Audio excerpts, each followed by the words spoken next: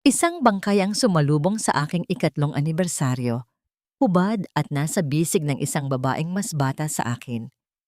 Ngunit sa halip na awa, isang malutong na sampal ang iginawad ng aking biyenan sa harap ng mga pulis. Kasalanan mo ito, hampas lupa. Hindi mo kasi siya maaliw sa kama. Anya, sa pagitan ng amoy ng kamatayan at dumi ng pagtataksil, paano mananatiling buo ang isang pusong matagal nang dinudurog?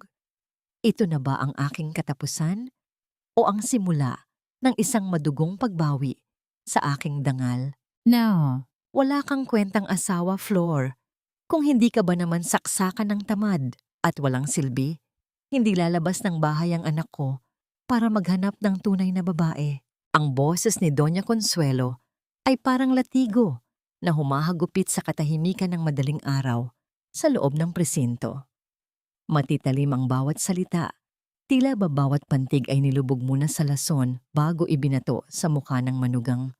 Ang matanda ay nakatayo ng tuwid, suot ang kanyang mamahaling itim na terno, habang ang kanyang mga mata ay naglalabas ng puot na mas mainit pa sa impyerno. Sa mga sandaling iyon, mahigpit na hawak ni Flor ang isang kahon na binalot sa makulay na gift wrapper. Sa loob nito ay ang mainit-init pa sanang bibingka na pinagpuyatan niyang gawin pagkatapos ng kanyang 24 oras na shift sa ospital. Iyon ang paborito ni Richard. Iyon ang munti niyang handog para sa kanilang ikatlong anibersaryo ng kasal. Ang amoy ng sunog na dahon ng saging at tamis ng asukal ay humahalo sa masangsang na amoy ng disinfectant at pawis sa loob ng istasyon ng pulisya. Isang miron ng mapait na katotohanan. Ang pag-ibig na inihanda niya ay wala ng pagsasaluhan. Ilang metro lang ang layo sa kanila. Sa likod ng isang asul na kurtina ay naroon ang malamig na bangkay ni Richard. Hindi ito namatay sa isang marangal na paraan. Hindi ito namatay habang nagliligtas ng buhay. Richard Wilson, ang tinitingalang abogado, ay binawian ng buhay dahil sa atake sa puso sa loob ng isang hamak na motel sa Caloocan, habang nasa ibabaw ng isang babaeng hindi naman niya asawa.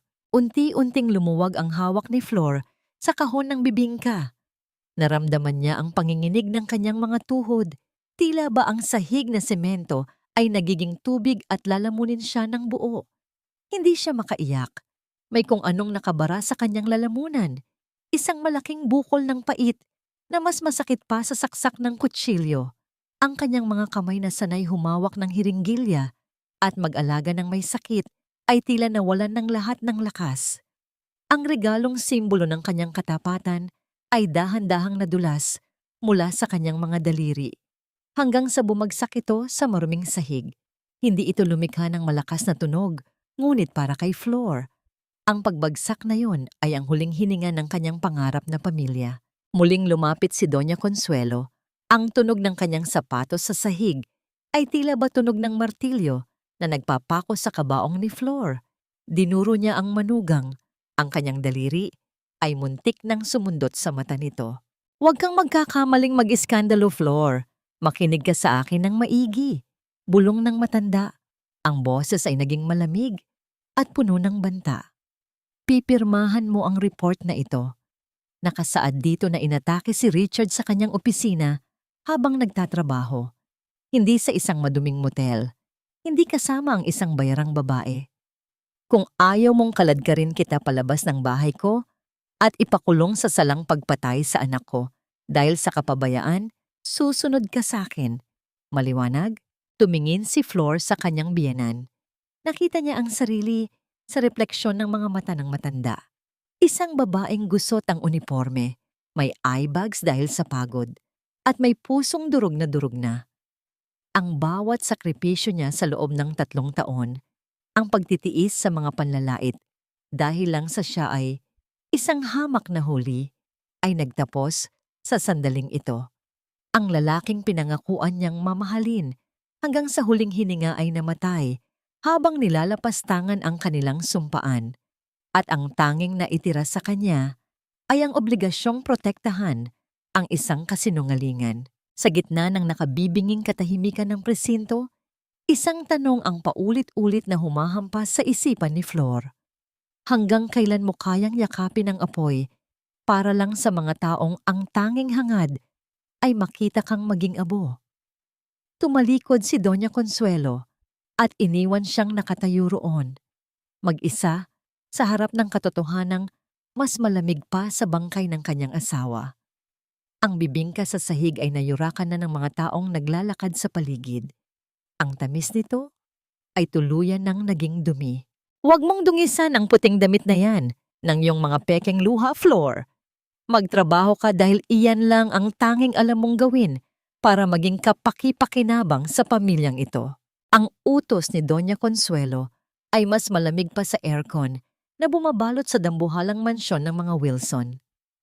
Nakatayo ang matanda sa gitna ng sala. Hawak ang isang mamahaling rosaryo na gawa sa ivory habang pinagmamasdan ang mga tauhan ng funeral parlor na inaayos ang kabaong ni Richard. Ang bawat bulaklak ng puting liryo na ipinapasok sa loob ng bahay ay tila ba nagdadala ng amoy ng kamatayan na sumasakal sa hininga ni Flor. Kasuot ng isang simpleng puting bestido na hiniram lamang sa isang malayong kamag-anak, pilit na itinatago ni Flor ang panginginig ng kanyang mga kamay. Kagagaling lang niya sa 24 na oras na shift sa ospital bago ang trahedya sa presinto at ngayon, wala pang isang oras na tulog, kailangan niyang harapin ang mga bisitang darating para sa lamay. Ngunit sa mata ni Doña Consuelo, hindi siya ang nagdadalamhating asawa. Siya ay isang kasambahay na may titulong manugang na kailangang magsilbi para sa dangal ng pamilya. Dahan-dahang lumakad si Flor patungo sa kusina. Ang bawat hakbang niya sa makintab na marmol na sahig ay tila ba mabigat na parusa. Nararamdaman niya ang hapdi ng sampal ng matanda kanina sa presinto. Isang marka na hindi nakikita ng mata, ngunit nakaukit ng malalim sa kanyang kaluluwa. Habang nagpapakulo siya ng tubig para sa kape ng mga bisita, ang usok na lumalabas mula sa takore ay tila ba mga alaala ng kanyang 3 taong pagsasama kay Richard. Mga sandaling akala niya ay totoo. Ngunit ngayon ay napatunayang isa lamang palang malaking pagpapanggap. Mommy Flor? Isang mahinang tinig ang bumasag sa katahimikan ng kusina. Napalingon si Flor, ba nakita niya ang 16 na taong gulang na si Beatrice, ang anak ni Richard, sa unang asawa. Ang dalaga ay nakatayo sa pintuan, maputla ang muka, at tila ba lutang ang isip.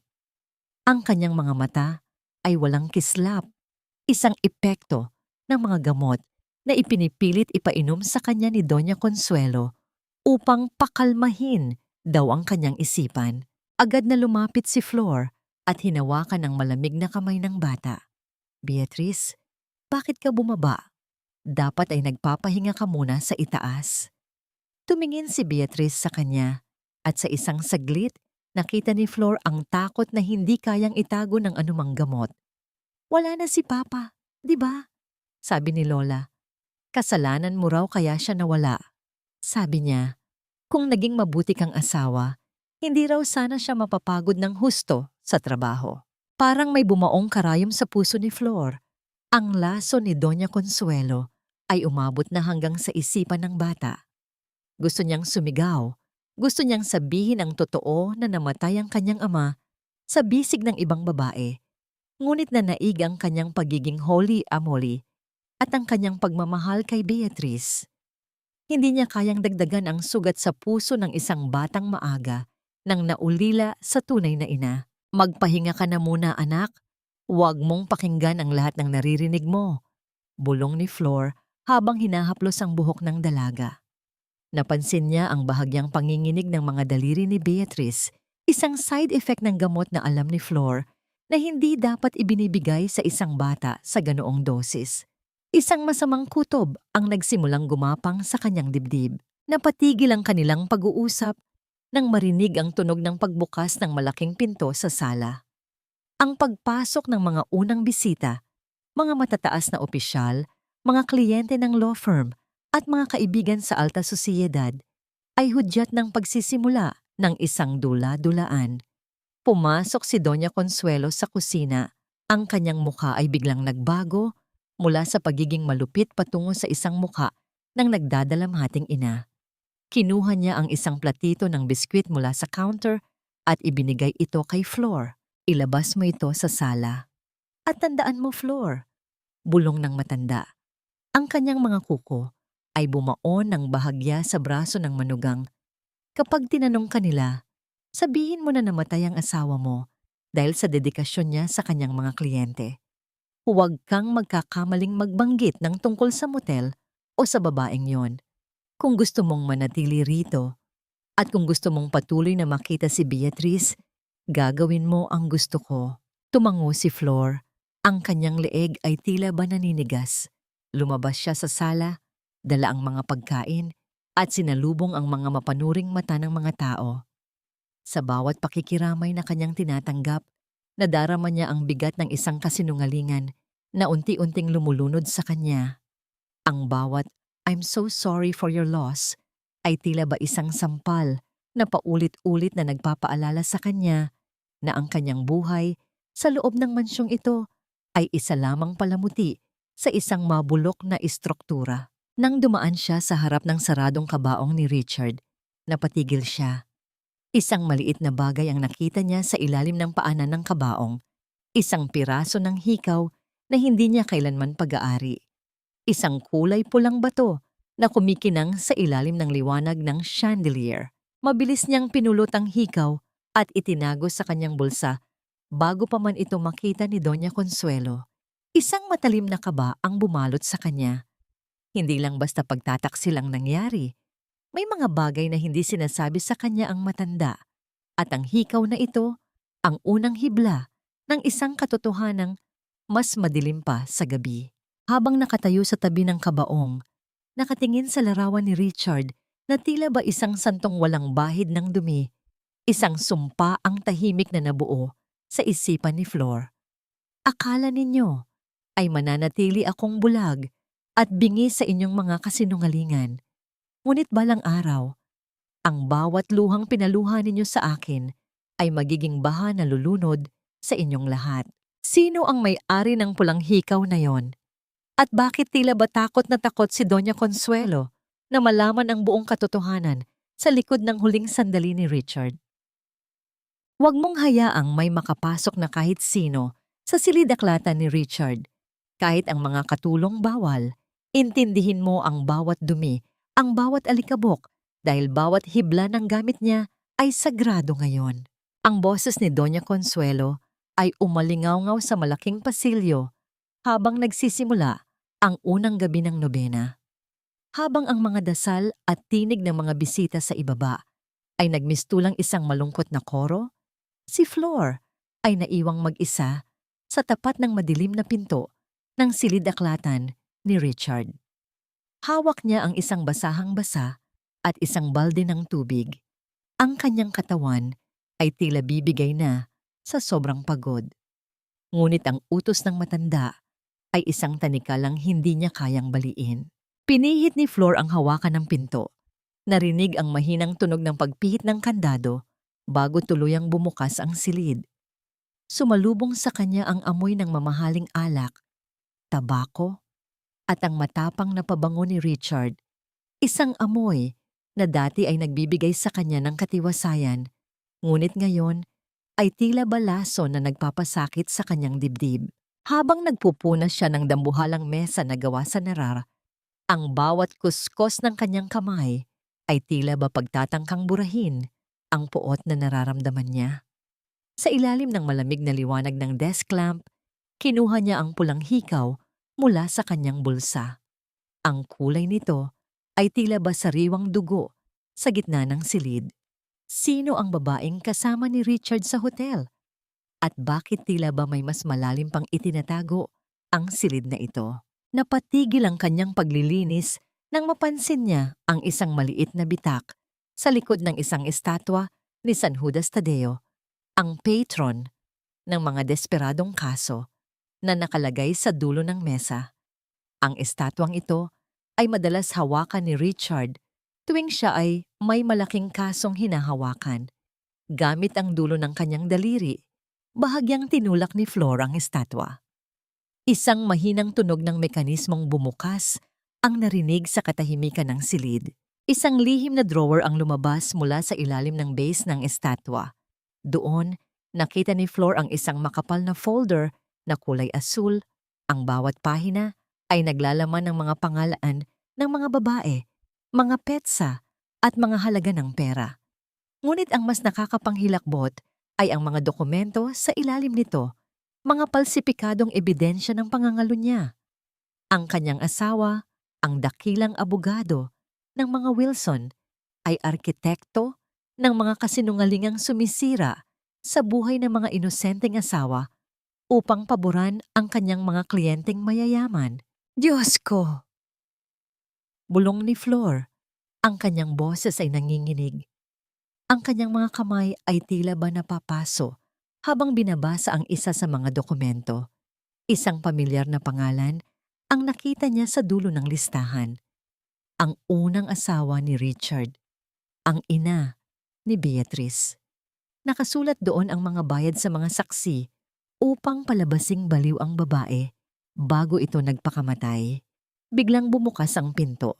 Mabilis na itinago ni Flor ang folder sa ilalim ng kanyang suot na apron bago pa man lumingon. Naroon si Doña Consuelo, ang kanyang mga mata ay naniningkit habang tinitingnan ang manugang. Ang matanda ay tila ba isang buwitre na naghahanap ng anumang maling galaw. Bakit tumigil ang iyong kamay? Tapos ka na ba? Tanong ng matanda.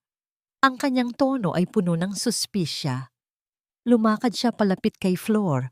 Ang tunog ng kanyang sapatos sa sahig ay tila ba tibok ng pusong kinakabahan. Katatapos ko lang po, Mama. Pinupunasan ko lang po ang estatwa. Mahinang sagot ni Flor. Pilit na pinapakalma ang kanyang paghinga. Nararamdaman niya ang bigat ng folder na nakadikit sa kanyang hita. Ang mga dokumentong yon ay sapat na upang sunugin ang buong mansyon ng mga Wilson. Tumingin ang matanda sa estatwa ni San Judas pagkatapos ay sa mukha ni Flor. Isang saglit na katahimikan ang namayani. Isang sandali kung saan ang hangin ay naging kasing bigat ng tingga.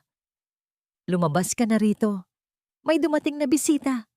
Isang taong hindi natin inaasahan. Ayusin mo ang iyong sarili. Dahil ayaw kong magmukhang basahan ang asawa ng aking anak sa harap niya.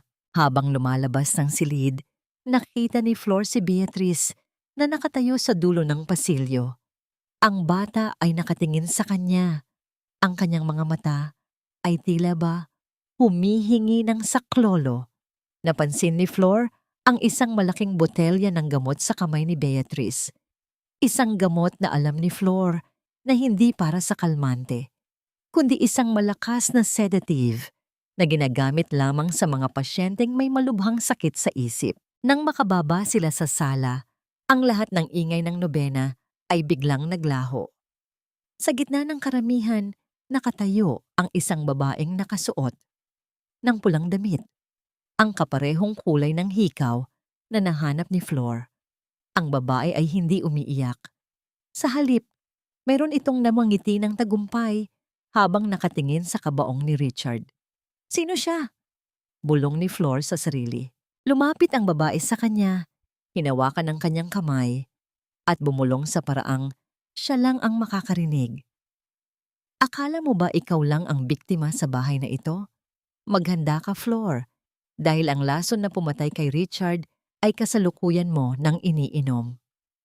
Bago pa man makasagot si Flor, isang malakas na tunog ng pagkabasag ng baso ang narinig mula sa itaas na palapag, ang silid ni Beatrice. Hayaan mo siyang mawasak, Flor. Isang mantsa lang siya sa dangal ng pamilyang ito, gaya ng kanyang ina. Ang mga salitang iyon ni Doña Consuelo ay tumama sa pandinig ni Flor habang mabilis silang paakyat sa hagdan. Ang lamig at kawalan ng awa sa boses ng matanda ay sapat na upang patigilin ang tibok ng puso ng sinuman. Ngunit para kay Flor, ang takot para kay Beatrice ang nanaig. Ang bawat hakbang niya sa makapal na alpombra ay tila ba pagtakbo sa loob ng isang panaginip kung saan ang sahig ay unti-unting nawawala. Nang marating nila ang pintuan ng silid ni Beatrice, ang amoy ng gamot at ang masangsang na amoy ng alak ay sumalubong sa kanila. Sa gitna ng silid, nakatayo ang dalaga, nanginginig ang buong katawan, at ang kanyang mga paa ay napapalibutan ng mga piraso ng nabasag na baso mula sa isang dambuhalang salamin sa dingding.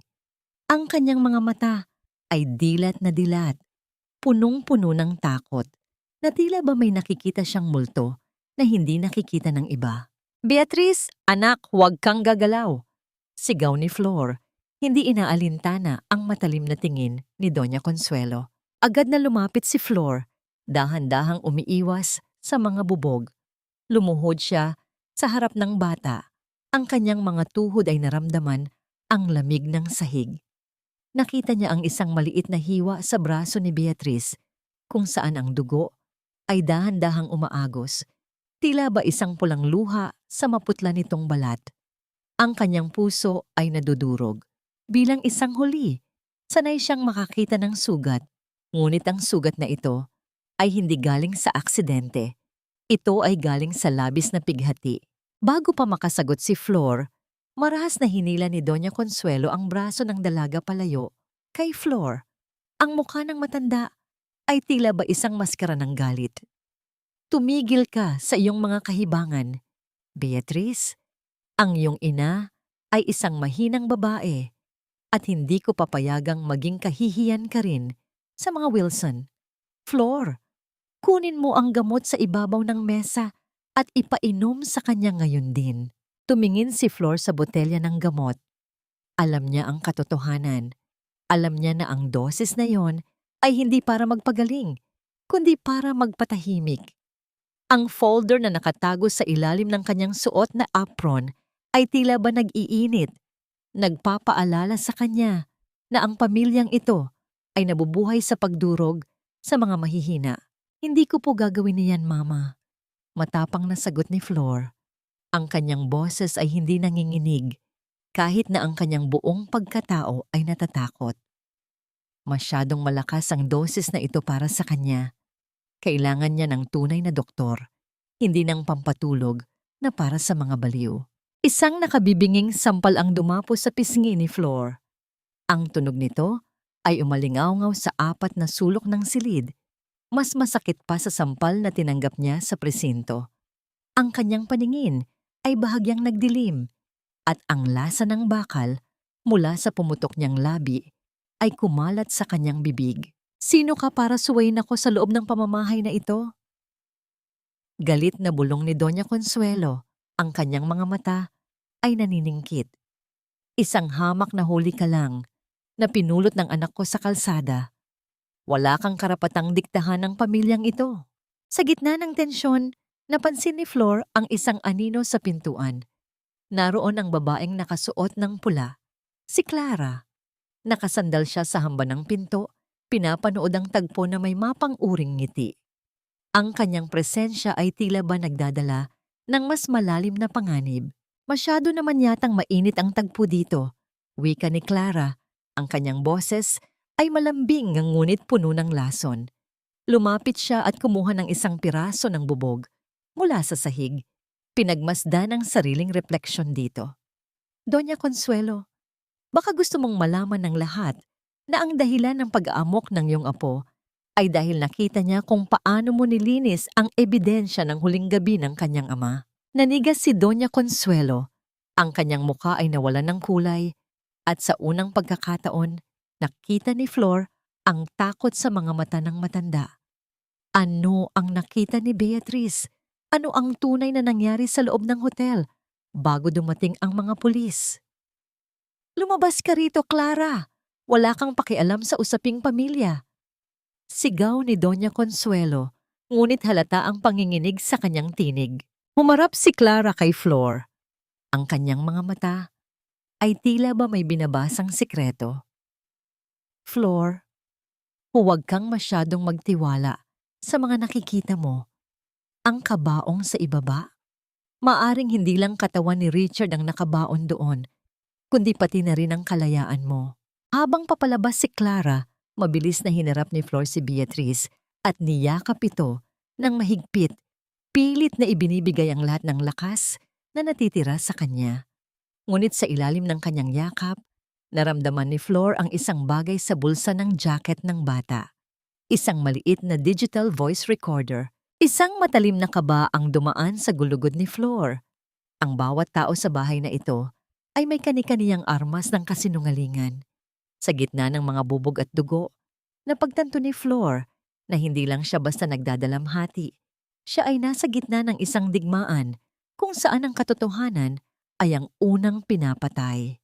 Paano kung ang recorder na hawak ni Beatrice ay naglalaman ng huling hininga ng katotohanan tungkol kay Richard?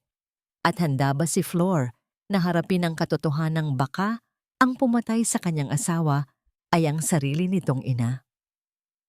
Hindi mo ba alam na ang bawat butil ng kanin na kinakain mo, maging ang hanging nilalanghap mo sa loob ng mansyong ito, ay utang mo sa anak ko? Isang palamara ka, Flor. Pagkatapos ka naming hanguin sa putikan, magmamarunong ka pa. Ang boses ni Doña Consuelo ay tumatago sa pader ng kusina. Tila ba isang lason na dahan-dahang pumapatay sa katahimikan ng umaga. Nakatayo si Flor sa tapat ng lababo. Ang kanyang mga kamay ay nakalubog sa malamig na tubig habang manumanong nilalabhan ang puting bestido ni Beatrice na may bahid ng tuyong dugo. Ang bawat kuskos niya sa tela ay tila ba pagtatangkang burahin ang sariling pagkatao, isang paraan upang manatiling manhid sa gitna ng mga pang-aalipusta. Hindi sumagot si Flor. Pinili niyang lunukin ang bawat mapait na salita. Hinahayaan ng mga ito na maging tila batong bumabara sa kanyang dibdib. Ang hapdi ng kanyang labi at ang pananakit ng kanyang katawan ay wala pa sa kalahati ng pighating nararamdaman niya sa tuwing nakikita ang kawalang malay ni Beatrice na unti-unting ninanakaw ng matanda. Sa gitna ng tunog ng umaagos na tubig mula sa gripo, naramdaman ni Flor ang bigat ng digital recorder na nakatago sa loob ng kanyang bra, nakadikit sa kanyang balat, tila ba isang buhay na bagay na naghihintay na magsalita. Nang makaalis si Doña Consuelo upang asikasuhin ang mga abogado sa sala, isang kamay ang marahang pumatong sa balikat ni Flor. Halos mapatalon siya sa gulat, ngunit nakita niya ang malulungkot na mata ni Aling Rosa, ang matandang katulong na naging saksi sa lahat ng dumi ng mga Wilson sa loob ng 3 dekada. "Flor, iha, mag-ingat ka," bulong ng matanda habang palihim na iniabot ang isang maliit na piraso ng tinapay. Ang mga pader ng bahay na ito ay may mga mata at tainga. Huwag mong hahayaan na makita nila ang hawak mo. Isang mabilis na pagtango lamang ang naisagot ni Flor bago siya nagmadaling lumabas patungo sa likod bahay, sa dulo ng hardin, kung saan ang mga puno ng nara ay nagbibigay ng makapal na anino. Doon, sa gitna ng huni ng mga kuliglig na tila ba nakikiramay sa kanyang kalituhan, inilabas niya ang recorder. Nanginig ang kanyang mga daliri habang pinipindot ang play button. Sa simula, ang maririnig lamang ay ang tunog ng hangin at ang mahinang kalansing ng mga baso. Pagkatapos, isang boses ang pumailan lang. Isang boses na naging dahilan ng pagtigil ng mundo ni Flor. Boses iyon ni Richard. "Hindi ko na kayang itago ito, ma. Ang law firm, ang mga palsipikadong ebidensya. Sinisimulan na silang imbestigahan ng ombudsman. At si Clara, hindi siya basta-basta titigil. Gusto niya ang kalahati ng ari-arian natin o ibubunyag niya ang lahat." Narinig ang isang malakas na kalabog. Tila ba may hinampas na mesa. "Manahimik ka, Richard!"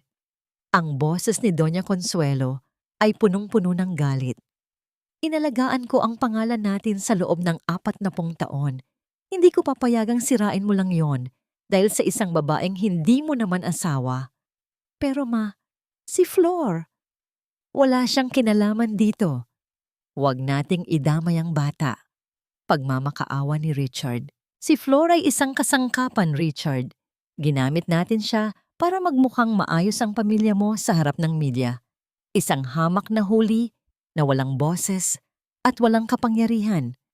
Huwag mo akong diktahan dahil baka malimutan mong ako ang naglagay sa'yo sa kinalalagyan mo ngayon. Nanigas si Flor. Ang kanyang puso ay tila ba binubugbog sa loob ng kanyang dibdib. Hindi lang siya biktima ng pagtataksil, siya ay biktima ng isang planadong pagsasamantala. Ang bawat yakap ni Richard, ang bawat mahal kita, ay tila ba naging abo sa kanyang pandinig. Ngunit ang pinakamasakit ay ang huling bahagi ng recording. Maririnig ang boses ni Clara, ang babaeng nakasuot ng pula. Doña Consuelo, tapos na ang oras. Ibigay mo sa akin ang dokumento o panoorin mong gumuho ang Wilson Law Firm ngayong gabi sa hotel. Pagkatapos noon ay katahimikan, isang nakabibinging katahimikan na tila ba humihigop sa lahat ng hangin sa hardin. Bago pa man makapag-isip si Flor, narinig niya ang tunog ng mga tuyong dahon na nayayapakan sa kanyang likuran. Mabilis niyang itinago ang recorder, ngunit huli na. Isang anino ang dahan-dahang lumapit sa kanya, hinaharangan ang liwanag ng papalubog na araw. Napakasarap makinig sa mga sikreto, hindi ba Flor? Humarap si Flor at nakita si Clara, nakatayo roon, may hawak na isang sigarilyo at nakatingin sa kanya nang may mapanuring ngiti. Ngunit hindi ang sigarilyo ang nakakuha ng atensyon ni Flor, kundi ang hawak ni Clara sa kabilang kamay. Isang blueprint ng mansyon na may mga markang kulay pula. Gusto mo bang malaman kung bakit talagang namatay si Richard? Bulong ni Clara habang dahan-dahang lumalapit. Dahil sa pamilyang ito, ang katotohanan ay isang sakit na kailangang operahan o kailangang patayin. Biglang narinig ang malakas na sigaw ni Doña Consuelo mula sa loob ng mansyon. Flor, nasaan ang mga dokumento sa silid ni Richard? Nasaan ang asul na folder? Napagtanto ni Flor na ang digmaan ay hindi na lamang nasa loob ng mga pader. Ito ay nagsisimula na ring sumunog sa kanyang mismong kinatatayuan. Isang palamuti ka lang sa altar ng mga Wilson floor. At kapag naging madumi na ang palamuti, tinatapon ito para palitan ng bago. Ang boses ni Clara ay parang haplos ng seda na may nakatagong lason. Nakatayo siya sa harap ni Flor. Ang usok ng kanyang sigarilyo ay dahan-dahang tinatangay ng hangin, bumubuo ng mga aninong tila ba sumasakal sa paligid. Sa likod nila, ang mansyon ay nagliliyab sa liwanag ng mga chandelier. Ngunit para kay Flor, ang bawat bintana nito ay parang mga matang mapanghusga na naghihintay sa kanyang pagkakamali. Hindi kumibo si Flor. Mahigpit niyang hinawakan ang laylayan ng kanyang apron kung saan nakatago ang digital recorder. Nararamdaman niya ang panginginig ng kanyang mga binti. Ang bawat kalamnan sa kanyang katawan ay sumisigaw sa pagod at takot. Ang kanyang isipan ay pabalik-balik sa boses ni Richard sa recording. Ang katotohanang siya ay ginamit lamang bilang isang kasangkapan upang magmukhang malinis ang isang mabulok na pamilya. Ano ang gusto mo, Clara? Mahinang tanong ni Flor. Ang kanyang boses ay tila ba galing sa ilalim ng lupa. Tumawa si Clara. Isang tunog na walang bakas ng ligaya. Gusto ko ang katarungan, Flor. Ang katarungang ipinagkait ni Richard at ng kanyang ina sa akin. Ibigay mo sa akin ang asul na folder. Alam kong nasa iyo iyon. Huwag mong hayaang maging abo ang buhay mo para sa mga taong kailanman ay hindi ka itinuring na pamilya. Bago pa man makasagot si Flor, ang malakas na kalabog ng pinto sa likuran ay bumasag sa kanilang pag-uusap. Lumabas si Doña Consuelo, ang kanyang muka ay kasing puti ng papel sa galit. Ang kanyang mga mata ay nanlilisik habang nakatingin kay Flor. Nandito ka lang pala, hampas lupa. Nasaan ang folder? Nasaan ang mga dokumento sa silid ni Richard? Sigaw ng matanda. Ang kanyang boses ay nanginginig sa takot na baka mabunyag ang kanyang mga sikreto. Mabilis na lumapit si Doña Consuelo at hinablot ang braso ni Flor. Ang kanyang mga kuko ay bumaon sa balat ng manugang, nag-iiwan ng mga pulang marka. Hinalughog ko na ang buong silid. Ikaw lang ang pumasok doon. Ibigay mo sa akin o tinitiyak ko sa'yo. Mabulok ka sa kulungan. Sa gitna ng sakit, Tiningnan ni Flor ang kanyang biyenan. Nakita niya ang isang matandang babaeng kapit-tuko sa kanyang kapangyarihan. Isang reyna na gumuho na ang palasyo ngunit pilit pa ring nagpapanggap na may korona. Ang puot na matagal nang kinikimkim ni Flor ay tila ba isang bulkang handa ng sumabog ngunit pinili niyang manatiling tahimik. Ang katahimikan ang kanyang naging tanging sandata. Wala po akong kinuha, Mama. Pagsisinungaling ni Flor, ang kanyang mga mata ay diretso sa mata ng matanda. Nilinis ko lang po ang mesa gaya ng utos ninyo. Mandaraya, magnanakaw. Isang malakas na sampal ang muling dumapo sa mukha ni Flor. Bumagsak siya sa damuhan. Ang kanyang palad ay naramdaman ang gasgas ng mga tuyong dahon. Sa kabilang banda, si Clara ay nanonood lamang. Ang kanyang mga mata ay puno ng ngaliw. Doña Consuelo, baka naman masyado kang mabilis manghusga. Baka ang hinahanap mo ay nasa tabi-tabi lang. Napatigil si Doña Consuelo nang marinig ang tinig ni Clara. Umalis ka rito, Clara. Wala kang karapatang makialam sa pamilya ko. Pamilya? Isang mapait na ngiti ang gumuhit sa labi ni Clara. Ang pamilyang pinapatay ang sariling dugo para sa pera? Huwag kang mag-alala, Flor. Malapit na ang gabi ng paniningil.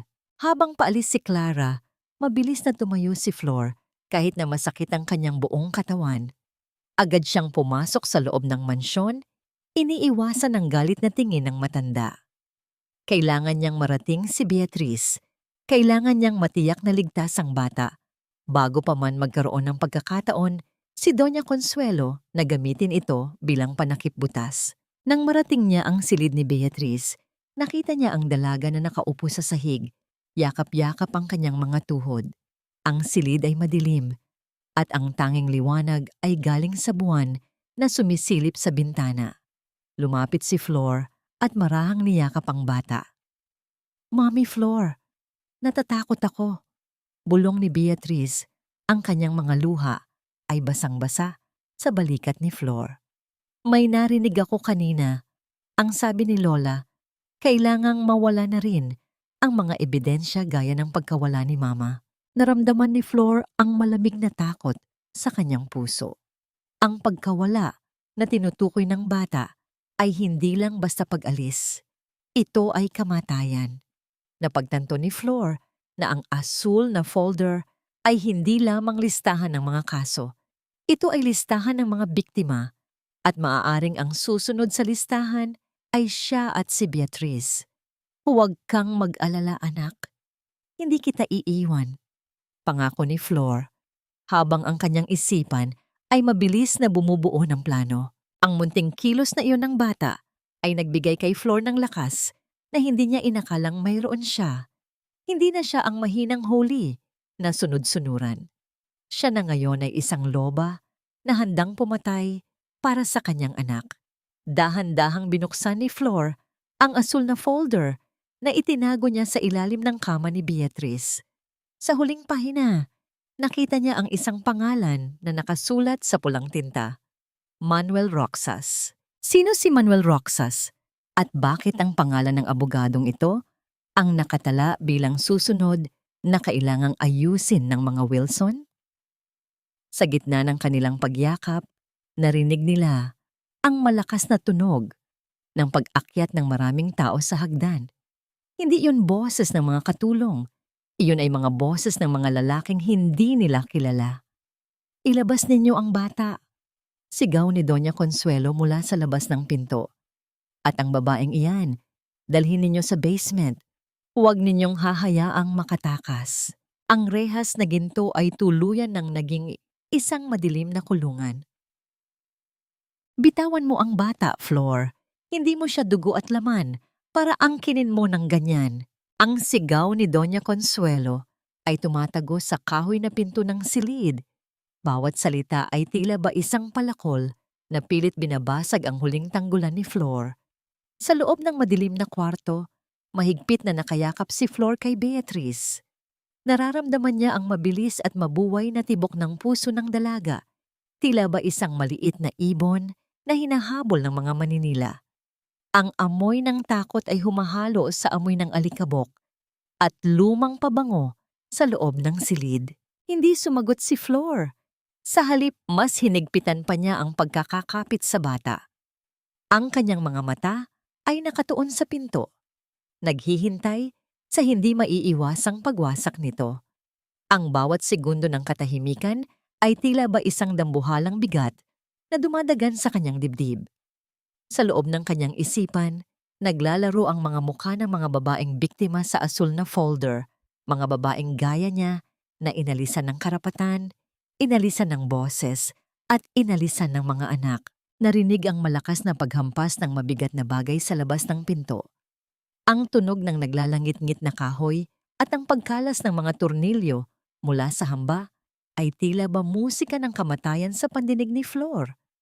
Sa isang iglap, bumukas ang pinto at pumasok ang tatlong lalaking malalaki ang katawan. Kasunod si Doña Consuelo na may hawak na panyo sa kanyang ilong. Tila ba diring-diri sa hanging nilalanghap sa silid na yon. Kunin ninyo ang bata. Malamig na utos ng matanda. Nagsimula ang isang magulo at masakit na tagpo. Pilit na hinablot ng mga lalaki si Beatrice mula sa mga bisig ni Flor. Ang mga kuko ni Flor ay bumaon sa braso ng isa sa mga lalaki. Pilit na lumalaban kahit na alam niyang wala siyang laban. Ang bawat hila nila ay tila ba pagpunit sa kanyang sariling laman. "Mommy Flor, wag ninyo akong iwan!" Ang tili ni Beatrice ay nagmistulang isang matalim na kutsilyo na humihiwa sa kaluluwa ni Flor. Ang kanyang boses ay napaos na sa kakaiyak, ngunit ang kanyang mga kamay ay pilit pa ring umaabot sa manugang. "Beatrice, anak," sigaw ni Flor, ngunit isang malakas na tulak ang nagpabagsak sa kanya sa sahig. Tumama ang kanyang ulo sa kanto ng kama at sa loob ng ilang sandali, ang buong paligid ay naging isang malabong anino ng kulay abo at pula. Nang muling luminaw ang kanyang paningin, wala na si Beatrice. Ang tanging naiwan sa kanyang kamay ay ang maliit na hair clip ng dalaga. Isang kulay rosas na paru-paro na bahagyang nabali sa gitna ng kaguluhan. Ang tunog ng bakal na pinto na isinara at ang pagpihit ng mabigat na kandado ay tila ba huling hantungan ng kanyang pag-asa. Napalibutan si Flor ng katahimikan, isang uri ng katahimikan na tila ba may sariling timbang.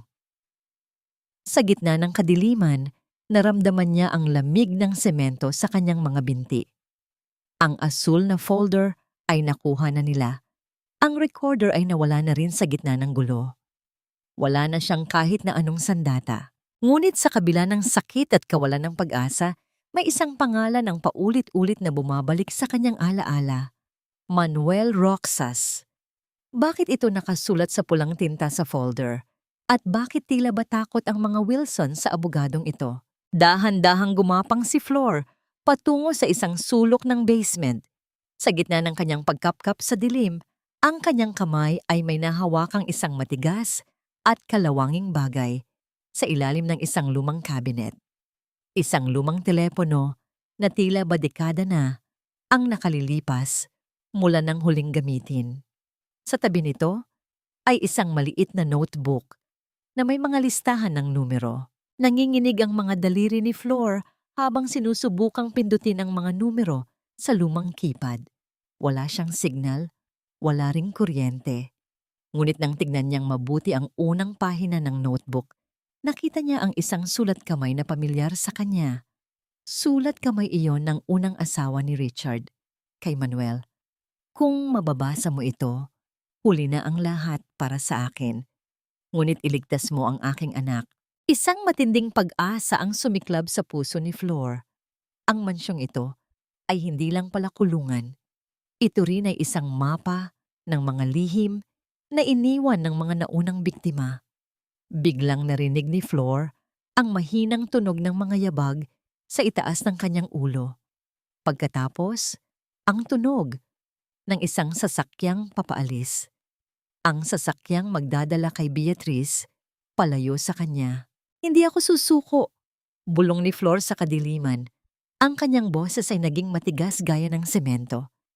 "Kung kailangang dumanas ako ng impyerno Para lang mabawi ka, anak, gagawin ko. Sa gitna ng katahimikan, isang mahinang kalansing ang narinig mula sa maliit na bintana sa itaas ng basement. Isang anino ang sumilip at isang pamilyar na boses ang bumulong sa gitna ng gabi. Flor, nakikinig ka ba? Hindi iyon boses ni Clara. Hindi rin boses ni Doña Consuelo. Iyon ay isang boses ng isang lalaki na tila ba nanggaling sa kanyang mga panalangin. Sino ang lalaking nasa labas ng bintana? Si Manuel Roxas na ba inintay ito? O isa na namang patibong na inihanda ng mga Wilson upang tuluyan siyang ilibing ng buhay? Huwag kang matakot, Flor. Alam ko ang ginawa nila sa'yo at hindi ko hahayaang maging isa ka pang pangalan sa kanilang listahan. Ang boses na yon ay tila ba isang mahimalang awit sa gitna ng impyernong kinasasadlakan ni Flor.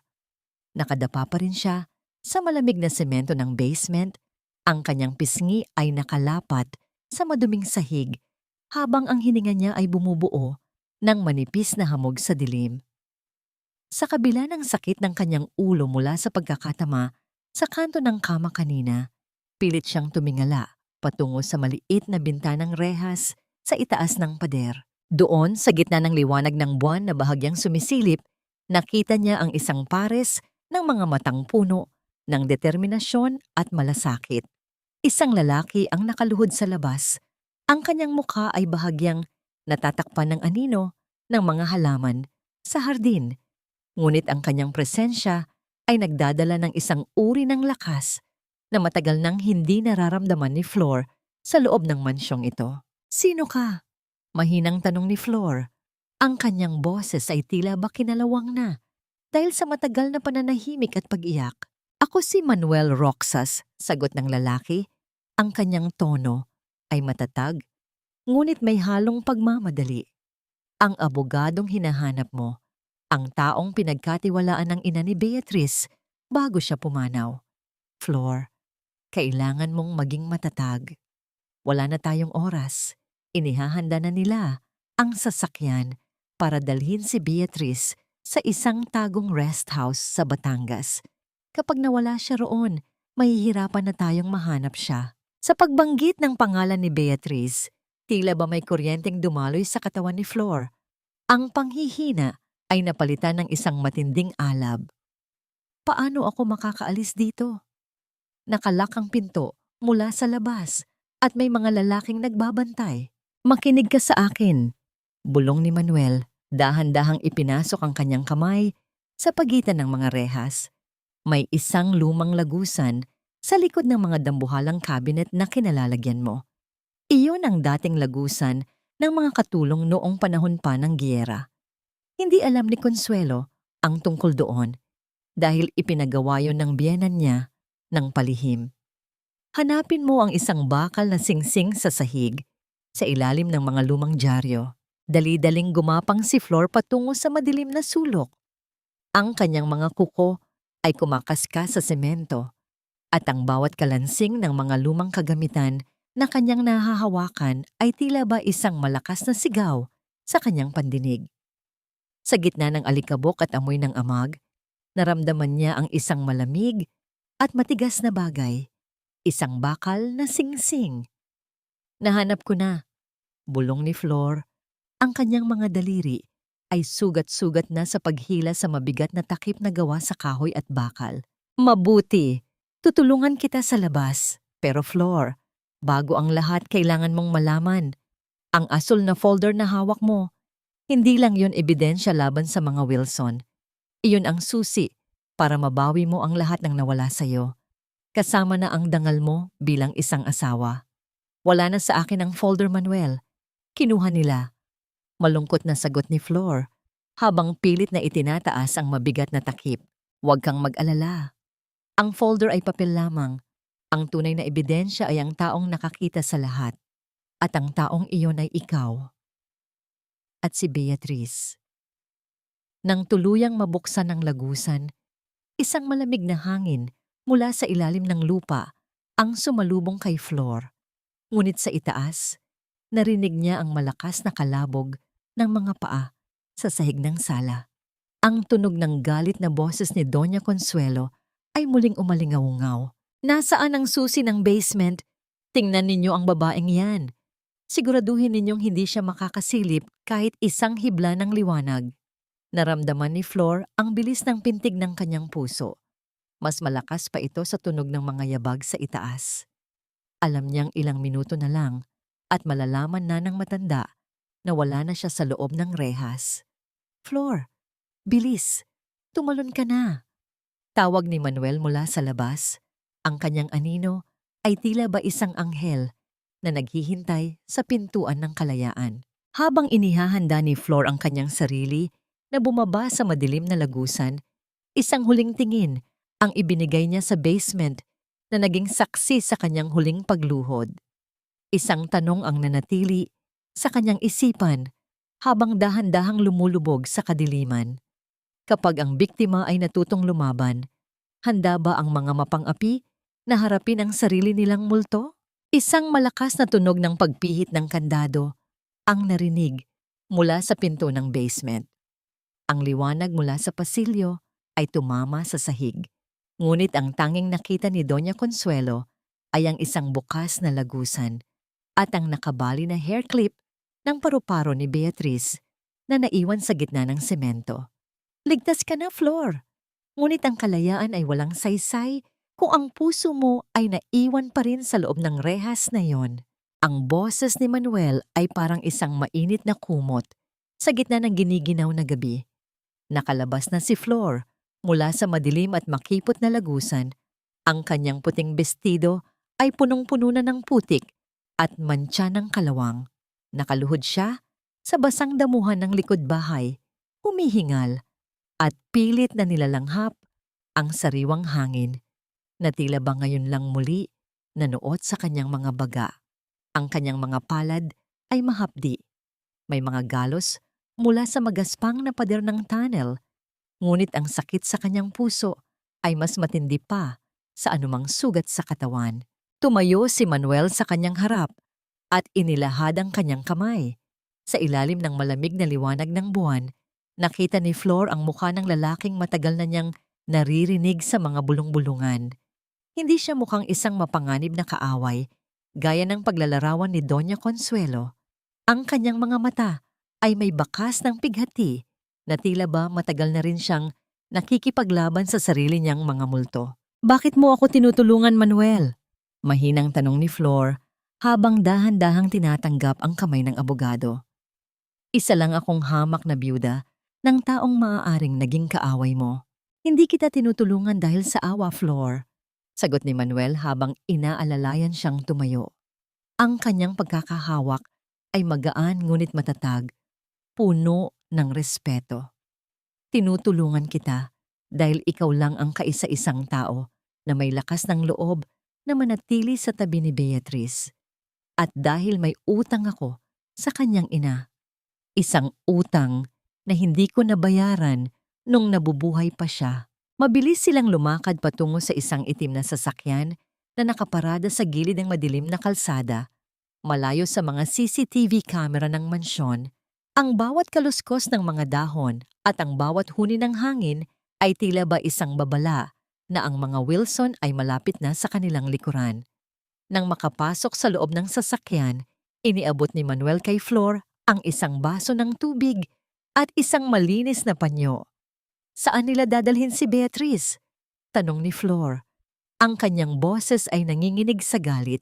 Sa isang pribadong pasilidad sa Batangas. Seryosong sagot ni Manuel habang mabilis na pinaandar ang sasakyan. Hindi iyon basta rest house. Isa itong sanitarium na pagmamay-ari ng mga kaibigan ni Consuelo.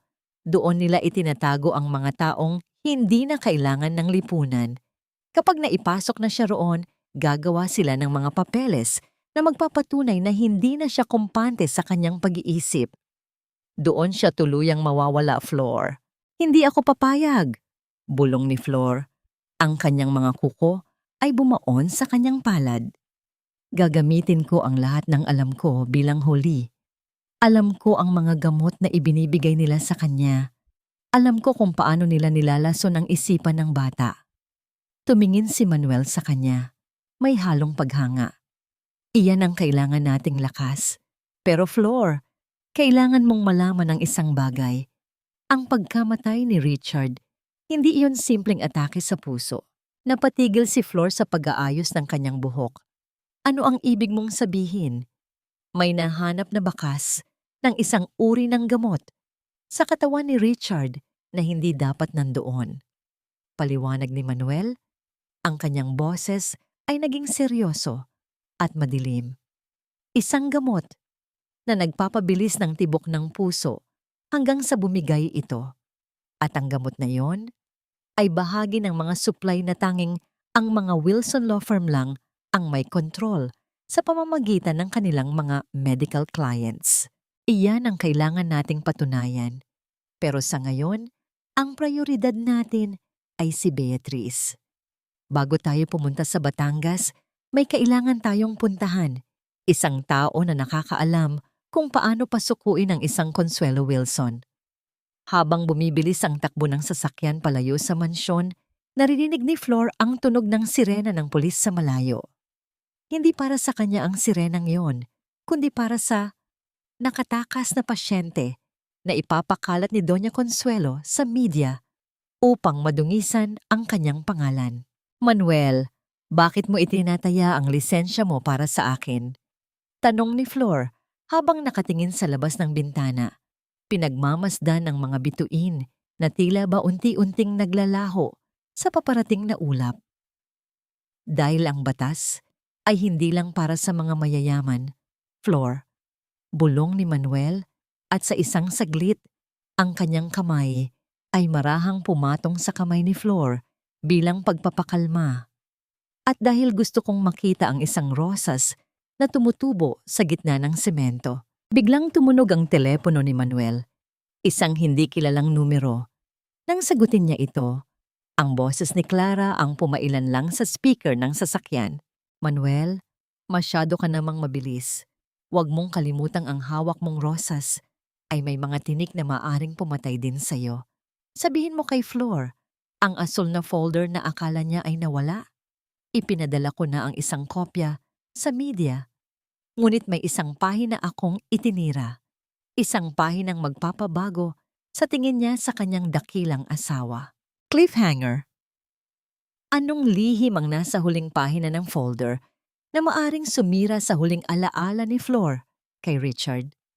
At handa ba siyang harapin ang katotohanang maaring hindi biktima si Richard, kundi isa ring halimaw? Mamatay ka na sa katotohanan, Flor. Hindi ba't mas masakit malaman na ang taong binuwisan mo ng buhay ay siya ring humukay ng iyong libingan?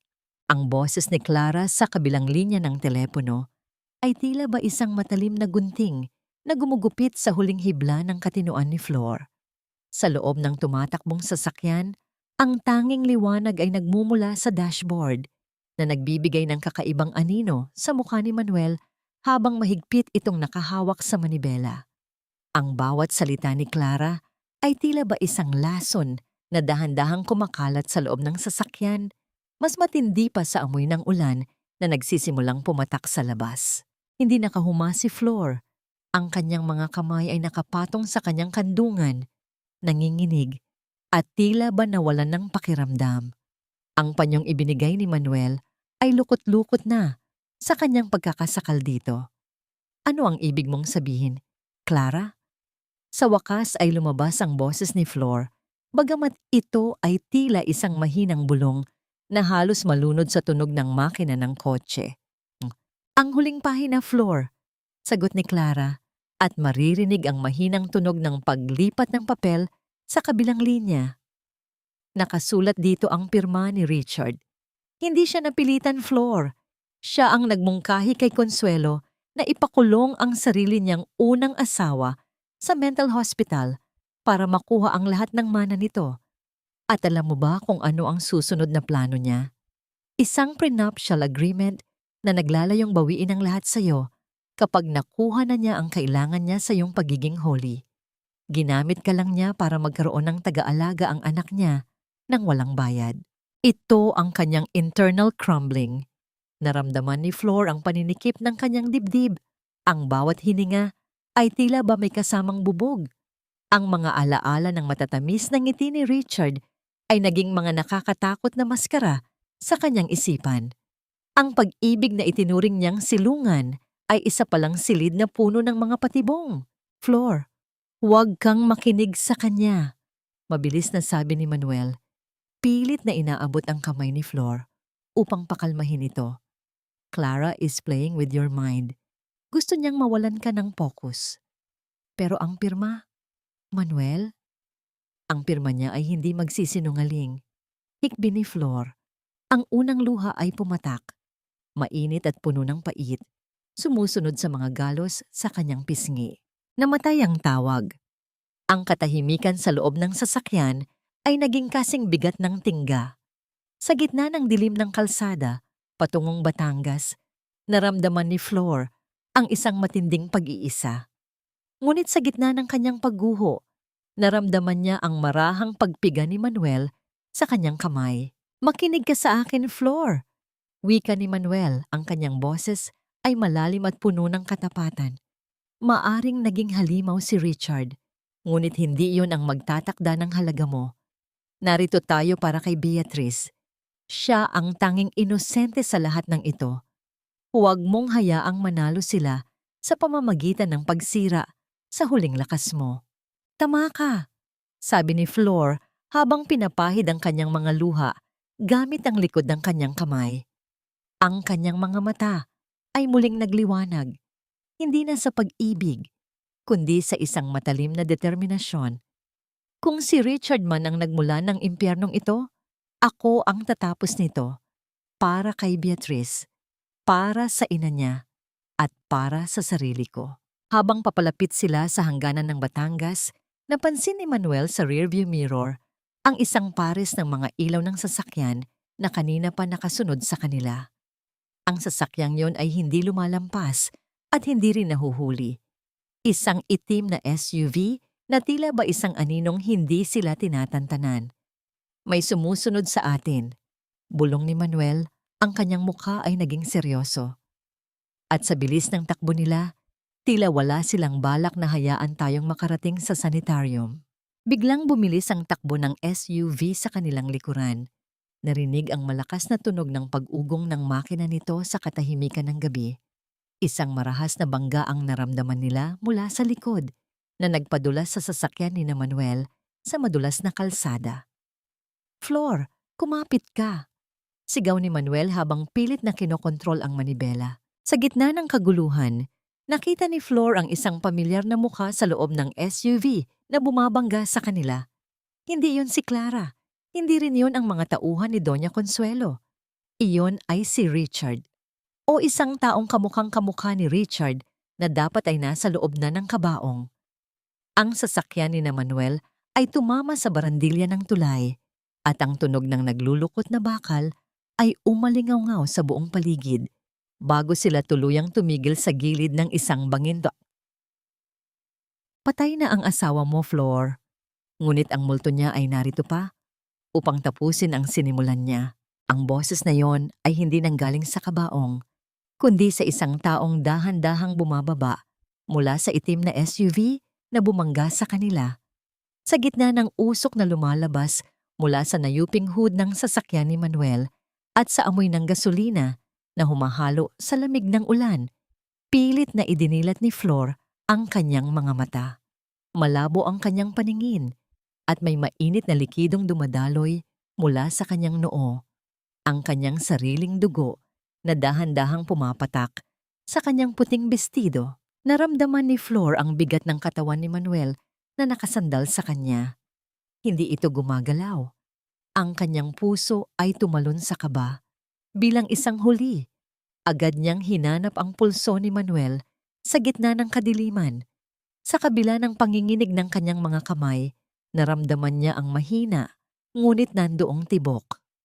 Isang munting pasasalamat ang namutawi sa kanyang isipan, ngunit agad din itong napalitan ng matinding takot nang marinig niya ang tunog ng mga yabag sa basang kalsada. Tumambad sa harap niya ang isang mukhang kailanman ay hindi niya malilimutan. Ang mukhang naging kanlungan niya sa loob ng 3 taon, ngunit ngayon ay naging mukha ng kanyang kamatayan. Ngunit habang lumalapit ang lalaki, napansin ni Flor ang isang malalim na pilat sa gilid ng panga nito. Isang bagay na wala kay Richard. "Sino ka?" Halos pabulong na tanong ni Flor. Ang kanyang boses ay napaos dahil sa hiyaw at takot. Ang kanyang katawan ay tila ba nakadikit sa upuan ng sasakyan, hindi makagalaw habang ang anino ng lalaki ay lumulukob sa kanya. "Ako si Robert," wika ng lalaki. Ang kanyang tinig ay mas malalim at mas malupit kaysa kay Richard. Ang lihim na itinatago ni Consuelo sa loob ng 3 dekada. Ang kambal na itinapon dahil hindi pasok sa perpektong imahe ng mga Wilson. Pero ngayon, ako ang kailangang maglinis ng dumi na iniwan ng kapatid ko. At ang duming iyon ay ikaw, Flor. Ito ang kanyang internal crumbling. Naramdaman ni Flor ang isang matinding kawalan ng katarungan. Ang bawat sakripisyo niya para sa pamilyang ito ay tila ba naging isang malaking biro. Hindi lang siya pinagtaksilan ng asawa, pinagtaksilan siya ng isang buong angkan na handang pumatay at magtago ng tao para lang sa kanilang dangal.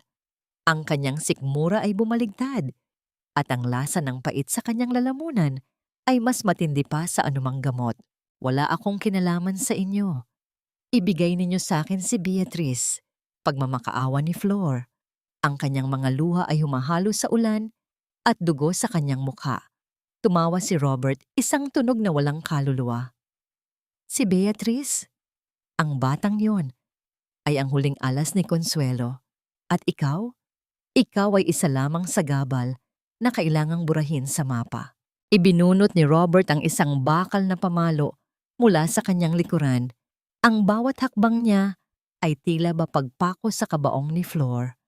Ngunit sa gitna ng kanyang desperasyon, naramdaman ni Flor ang bahagyang paggalaw ni Manuel. "Flor!" Ang pintuan.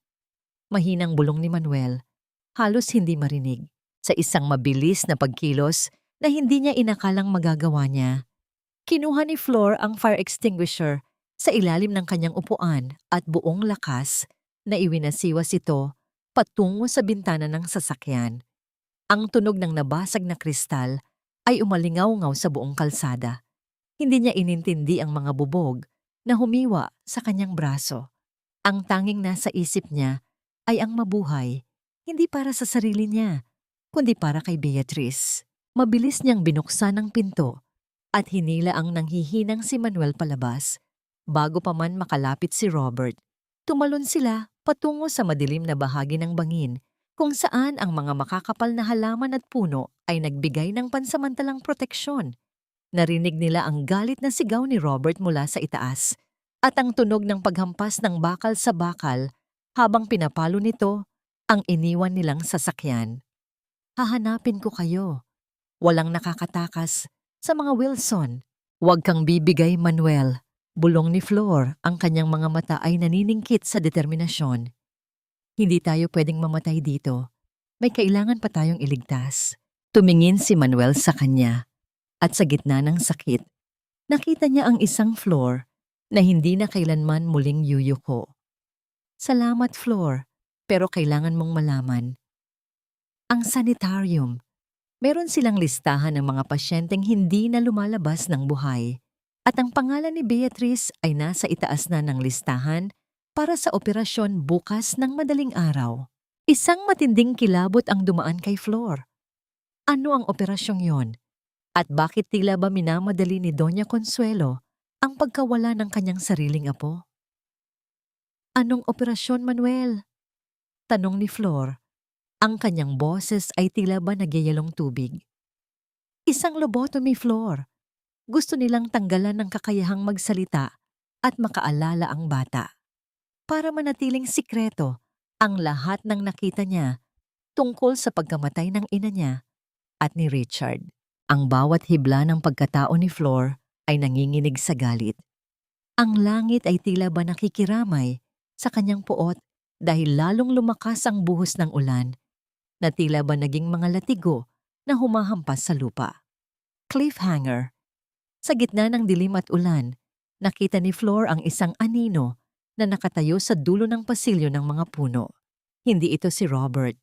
Ito ay isang matandang babae na may hawak na lampara, nakasuot ng uniforme ng isang nurse mula sa nakaraang panahon.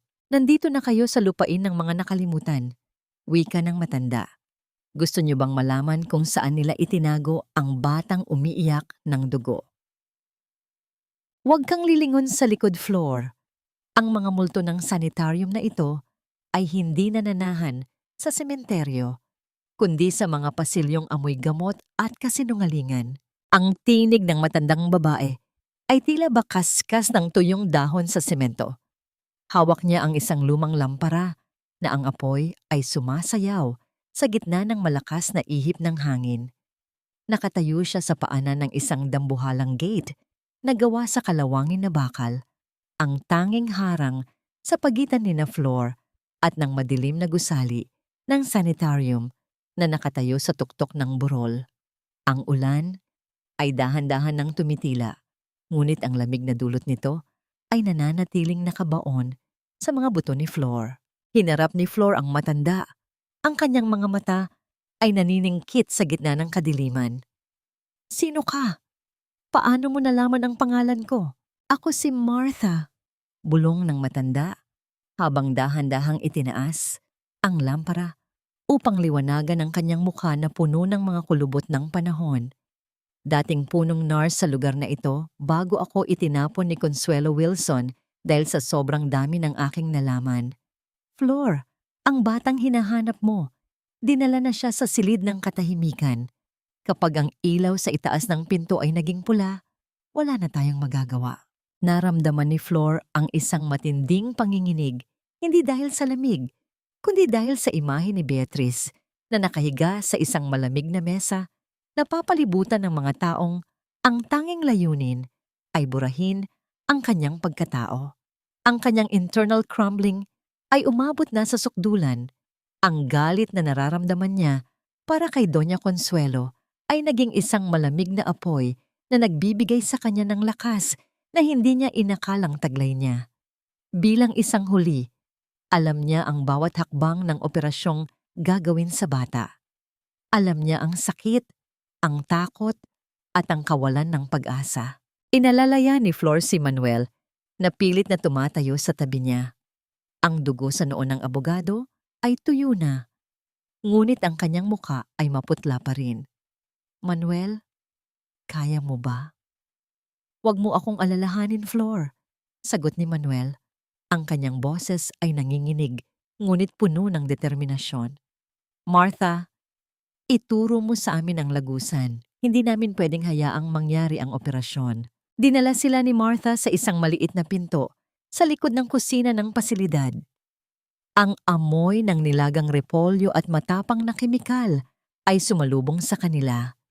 Habang naglalakad sa madidilim na pasilyo, naririnig ni Flor ang malalayo at mahihinang daing mula sa mga saradong silid. Mga boses ng mga taong tila ba kinalimutan na ng mundo. Bawat tunog ng kanyang sapatos sa tiles ay tila ba isang babala sa mga bantay. Tumango si Flor. Ang kanyang puso ay tila ba sasabog sa dibdib.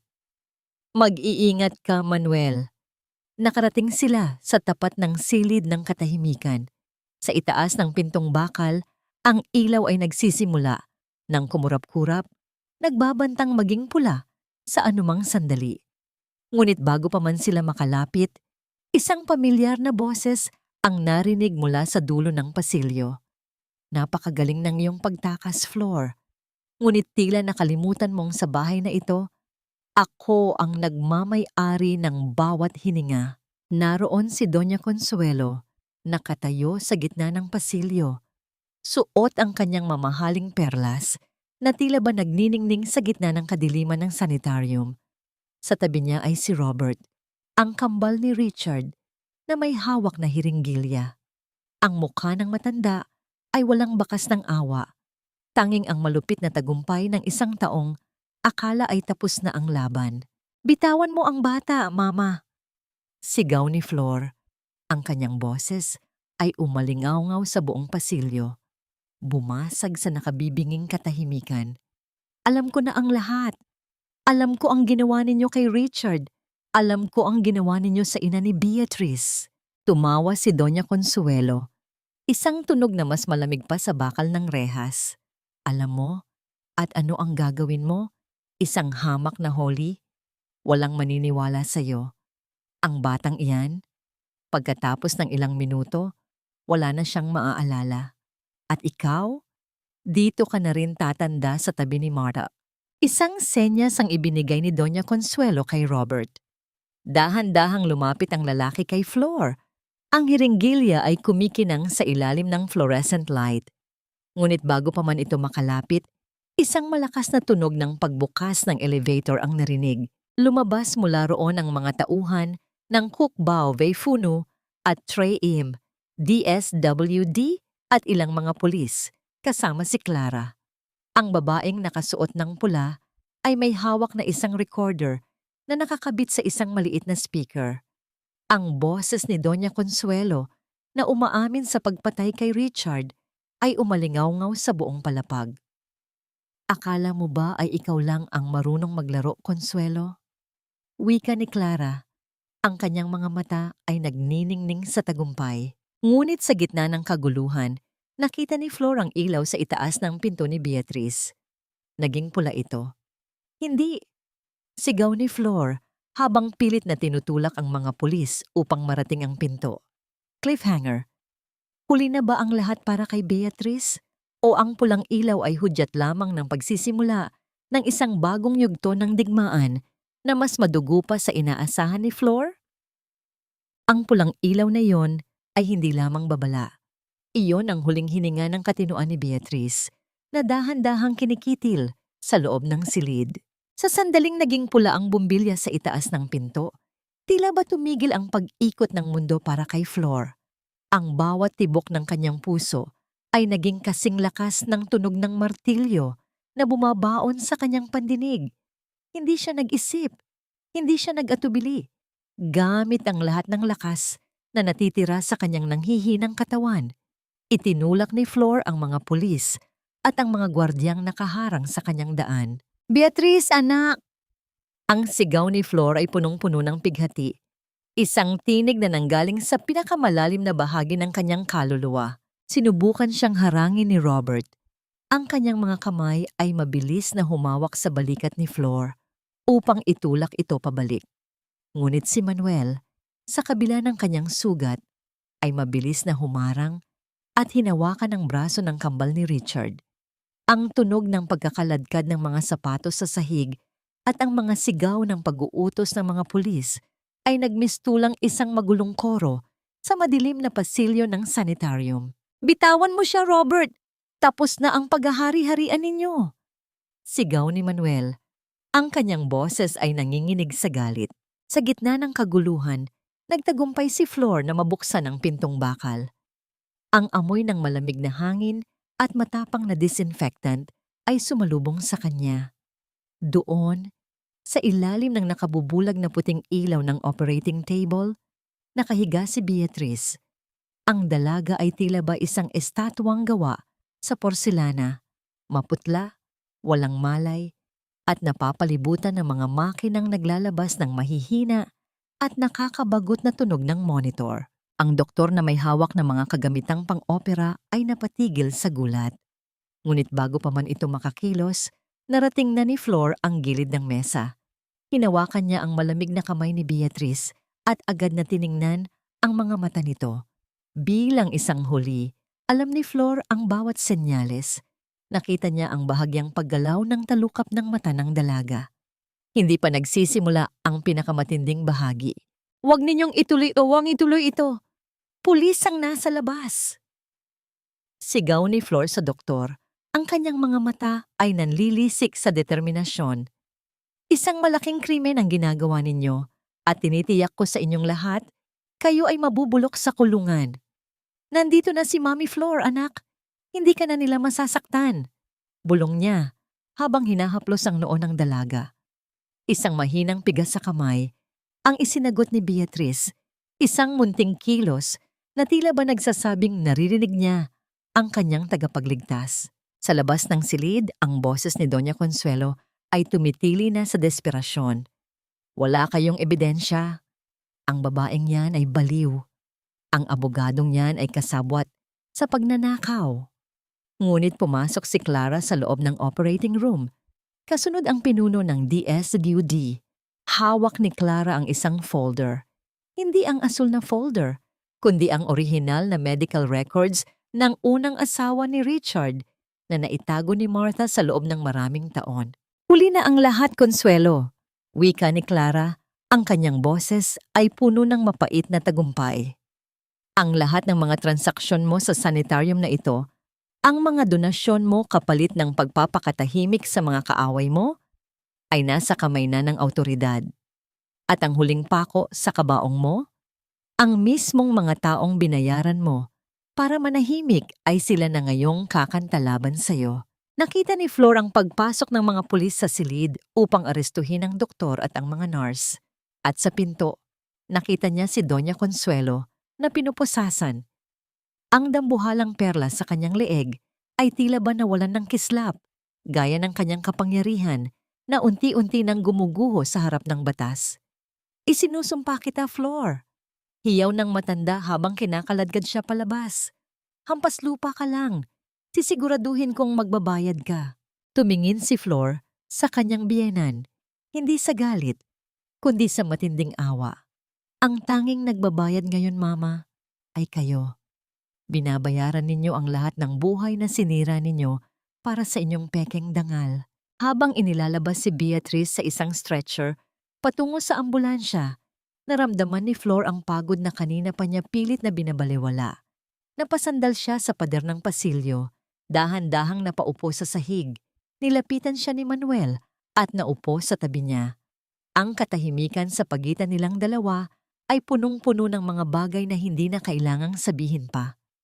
Tapos na, Flor, mahinang sabi ni Manuel habang ipinapatong ang kanyang jacket sa balikat ni Flor upang mabawasan ang lamig. Hindi pa, Manuel, sagot ni Flor habang pinagmamasdan ang ambulansyang papaalis, dala si Beatrice. Nagsisimula pa lang ang mahabang landas ng paghilom. Ngunit sa pagkakataong ito, hindi na ako maglalakad ng mag-isa. Cliffhanger.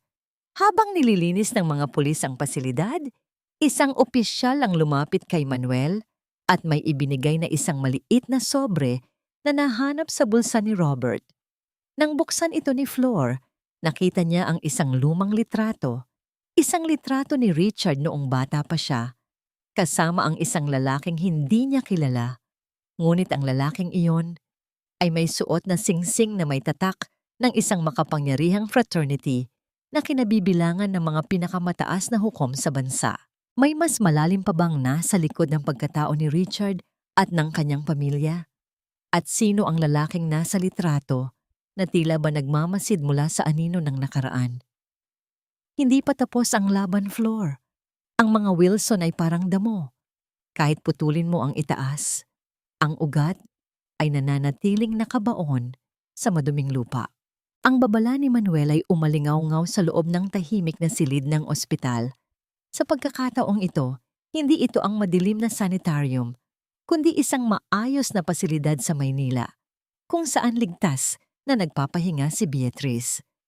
Ang amoy ng sariwang antiseptic at ang mahinang tunog ng makinang nagbabantay sa paghinga ng dalaga ay nagbibigay ng pansamantalang katahimikan sa pagitan ni Flor at Manuel. Nakaupo si Flor sa tabi ng kama, mahigpit na hawak ang kamay ng bata, habang sa kabilang kamay ay naroon ang lumang litratong nahanap sa bulsa ni Robert. Tiningnan ni Flor ang lalaking nasa larawan, isang matandang lalaki na may awtoridad sa kanyang mga mata, nakasuot ng toga ng isang hukom. Sino ang lalaking ito, Manuel? At bakit tila ba ito ang pinoprotektahan ni Richard at Doña Consuelo? Kinuha ni Manuel ang larawan at tiningnan ito ng may halong pait. Iyan ang yumaong si Justice Arturo Wilson, ang ama ni Richard. Siya ang nagsimula ng lahat. Ang law firm na itinayo niya ay hindi lang para sa serbisyong legal. Ito ay naging sentro ng paglilinis ng mga dumi ng mga makapangyarihang tao.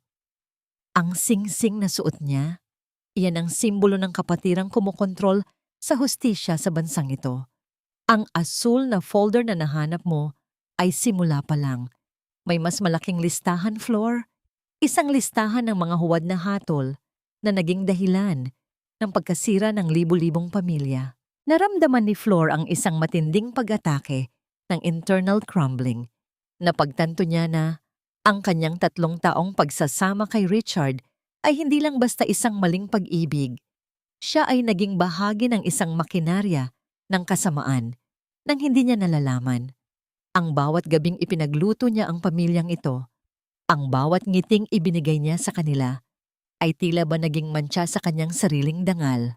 Kung ganoon, hindi lang si Mama ang dapat managot. Bulong ni Floor, ang kanyang boses ay naging matigas, gaya ng bakal.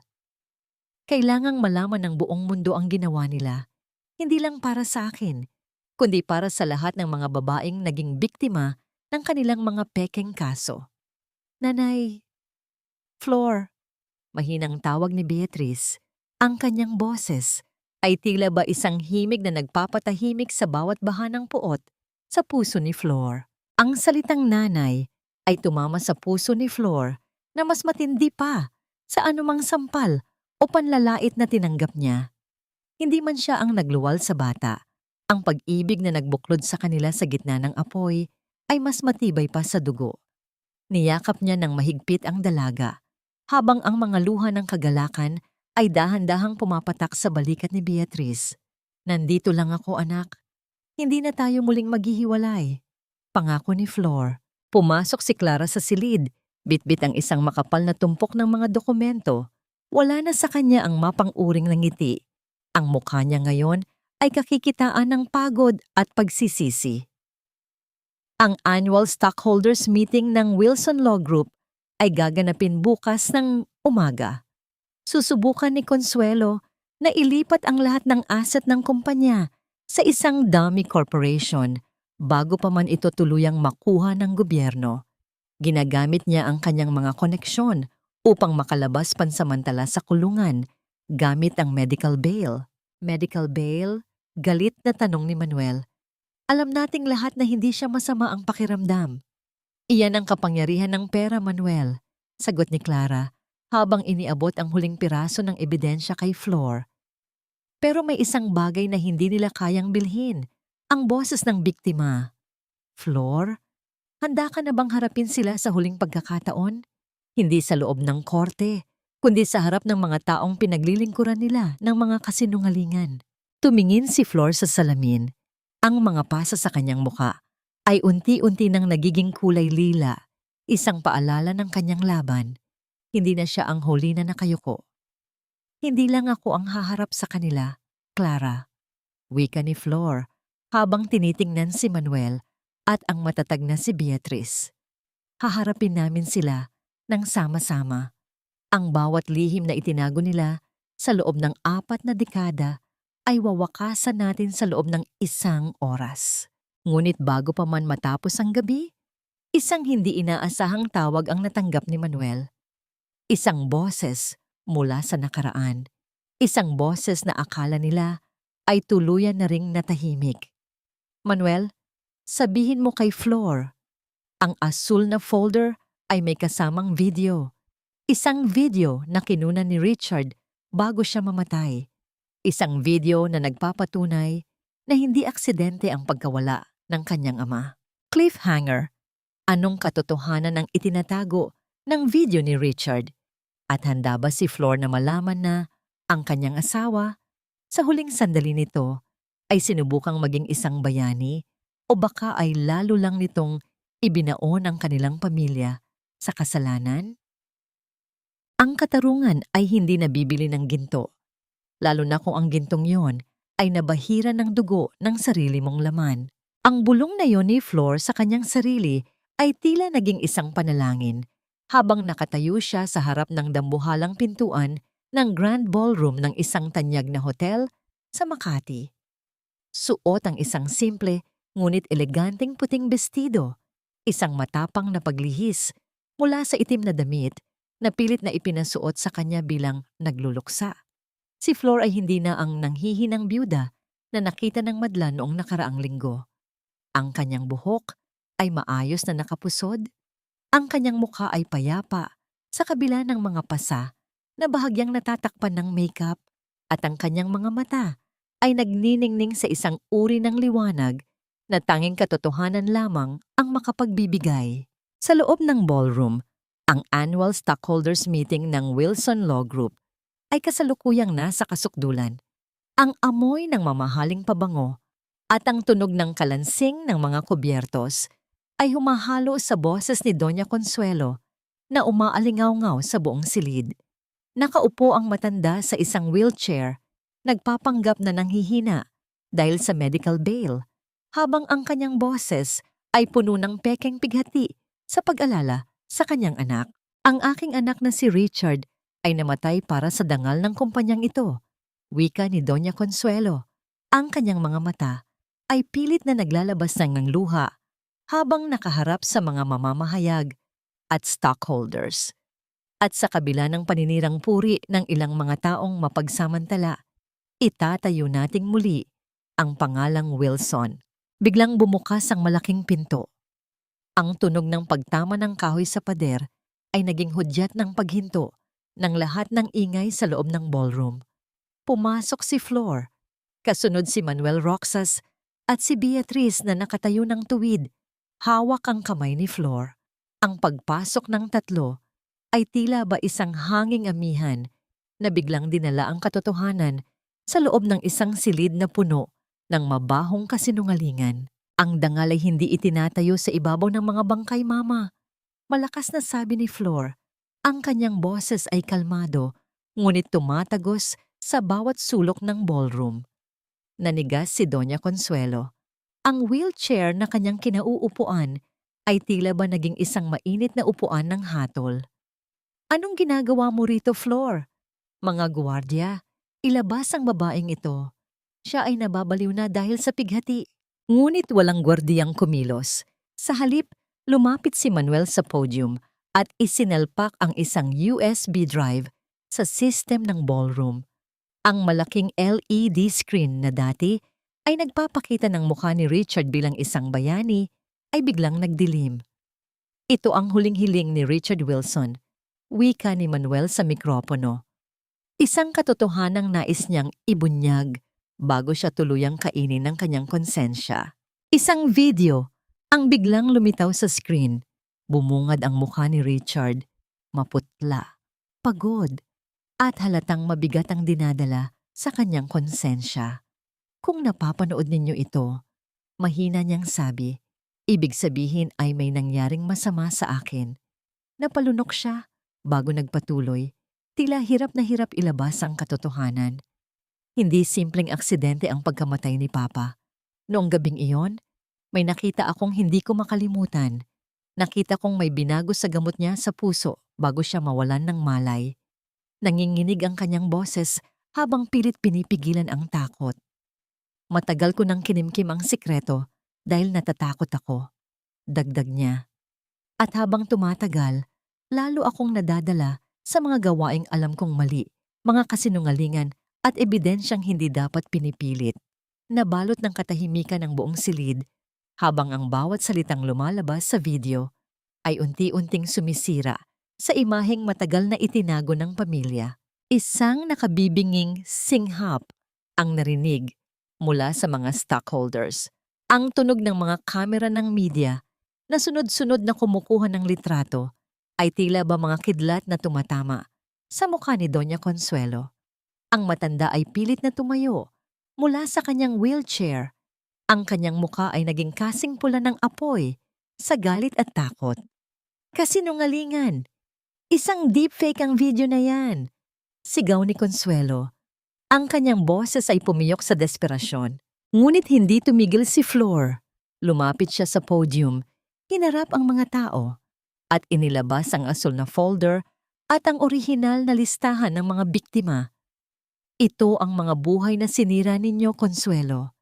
Ito ang mga asawang inalisan ng anak, ang mga taong ipinabilanggo ninyo ng walang sala. At narito kami ngayon upang bawiin ang bawat luhang pinaluhan ninyo.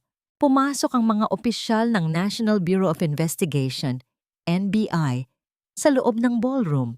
Ang tunog ng malamig na bakal ng posas na itinaklob sa mga kamay ni Doña Consuelo ay naging huling musika ng pagbagsak ng dinastiya ng mga Wilson. Ang matanda ay naglulupasay na ngayon sa sahig, humihiling ng awa sa pangalan ng Diyos. Ngunit ang tanging sumasagot sa kanya ay ang mga mapanghusgang mata ng madla. Habang kinakaladkad si Doña Consuelo palabas, lumapit si Flor sa kanya.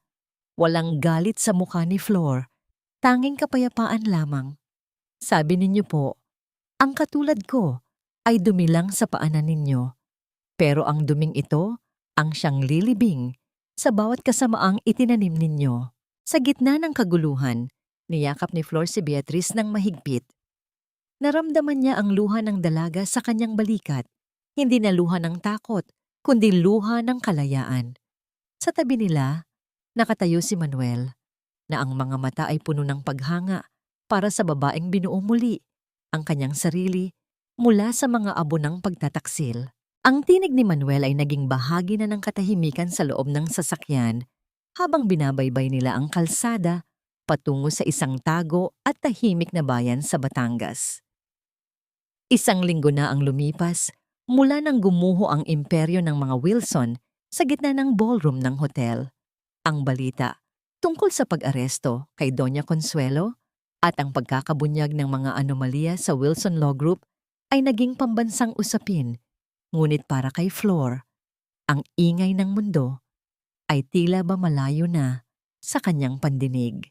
Ang bawat tibok ng kanyang puso ay nakatuon na lamang sa bata na mahimbing na natutulog sa kanyang tabi, si Beatriz. Nakarating sila sa isang maliit na bahay na bato na nakaharap sa dagat. Ang tunog ng mga alon na humahampas sa mga batuhan at ang malamig na simoy ng hangin na naamoy asin ay nagbibigay ng isang uri ng kapayapaang matagal nang ipinagkait sa kanila. Ngunit sa kabila ng ganda ng tanawin, ramdam ni Flor ang bigat sa bulsa ng kanyang suot na cardigan. Naroon pa rin ang singsing ni Arturo Wilson at ang isang liham na nakuha ni Manuel mula sa mga file ng kumpanya, ang huling banta mula sa kapatirang kinabibilangan ng mga Wilson. Habang naglalakad sila ni Manuel sa dalampasigan, ang bawat hakbang nila sa basang buhangin ay nag-iiwan ng mga bakas na agad ding binubura ng tubig. Natatakot ako, Manuel, bulong ni Flor. Ang kanyang mga kamay ay nakayakap sa sarili niyang katawan. Ang sabi mo, may mga tao pa ring nagmamasid. Paano kung hindi tayo kailanman magiging malaya? Paano kung habang buhay tayong magtatago sa anino ng mga Wilson? Humarap si Manuel sa kanya. Ang kanyang mga mata ay puno ng isang uri ng katatagan na naging sandigan ni Flor sa gitna ng bagyo. Kinuha niya ang mga kamay ni Flor na sa kabila ng lahat ng pinagdaanan ay nananatiling malambot at puno ng malasakit. Hindi na tayo magtatago, Flor. Wika ni Manuel, ang kanyang boses ay tila ba sumasabay sa himig ng mga alon. Ang bawat dokumentong hawak natin, ang bawat piraso ng katotohanang ibinunyag mo, ay nagsilbing kalasag natin. Ang kapatirang kinabibilangan ni Arturo ay binuwag na rin mula sa loob. Marami sa mga miyembro nito ang mas piniling isuko ang kanilang mga posisyon kaysa madamay sa mabulok na pangalan ni Consuelo. Tapos na ang digmaan, Flor. Ang tanging kailangan na lang nating gawin ay ang maghilom. Naramdaman ni Flor ang isang matinding pag-atake ng internal crumbling. Ngunit sa pagkakataong ito, hindi ito galing sa sakit o takot, kundi mula sa pag-apaw ng emosyon na matagal niyang kinulong. Ang kanyang mga balikat ay dahan-dahang nanghina at ang kanyang mga luha ay nagsimulang pumatak, mga luhang hindi na para sa pighati, kundi para sa kalayaang sa wakas ay kanyang nakamit. Isinandal ni Flor ang kanyang ulo sa balikat ni Manuel. Ang init ng katawan ng lalaki at ang matatag na tibok ng puso nito ay nagpaalala sa kanya na sa kabila ng lahat ng dumi ng mundo, mayroon pa ring kabutihang nananatili. Salamat, Manuel. Salamat dahil hindi mo ako iniwan noong ang tanging hawak ko na lang ay ang aking mga sugat. Napatigil ang kanilang sandali nang marinig ang tawag ni Beatriz mula sa beranda ng bahay. Ang dalaga ay nakatayo roon. Suot ang isang simpleng bestidong bulaklakin at may malapad na ngiti sa kanyang mga labi. Wala na ang anino ng takot. Wala na ang lanta ng mga gamot. Ang Beatrice na nasa harap nila ngayon ay isang batang muling natutong mangarap. Nanay Flor, Tito Manuel, halina kayo, luto na ang pagkain. Sigaw ng bata. Isang matamis na ngiti ang isinagot ni Flor.